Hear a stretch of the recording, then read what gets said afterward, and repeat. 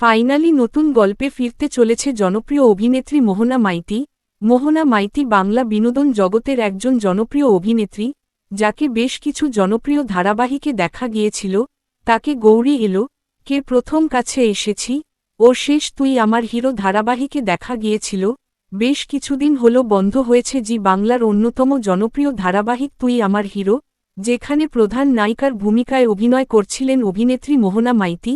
তুই আমার হিরো শেষ হওয়ার পরে দর্শকেরা অধীর অপেক্ষায় আছে কবে নতুন গল্পে ফিরবে জনপ্রিয় অভিনেত্রী মোহনা মাইতি। এবার নতুন গল্পে ফিরতে চলেছে অভিনেত্রী মোহনা মাইতি, তবে এবার তিনি কোনো ধারাবাহিকে ফিরছেন না। এবার ছোট পর্দার ওয়েব সিরিজে ফিরতে চলেছে অভিনেত্রী মোহনা মাইতি। এবার হইচই এর পর্দায় আসছে নতুন একটি ওয়েব সিরিজটির নাম রক্তফলক, যেখানে প্রধান ভূমিকায় অভিনয় করবেন শাশ্বত, কনিনিকা ব্যানার্জি, অর্জুন চক্রবর্তী ও মোহনা মাইতি। তো বন্ধুরা, তোমরা কে এক্সাইটেড কমেন্টে জানাতে পারো। বাংলা বিনোদন জগতের সকল আপডেট পেতে চ্যানেলটি সাবস্ক্রাইব করুন। ধন্যবাদ।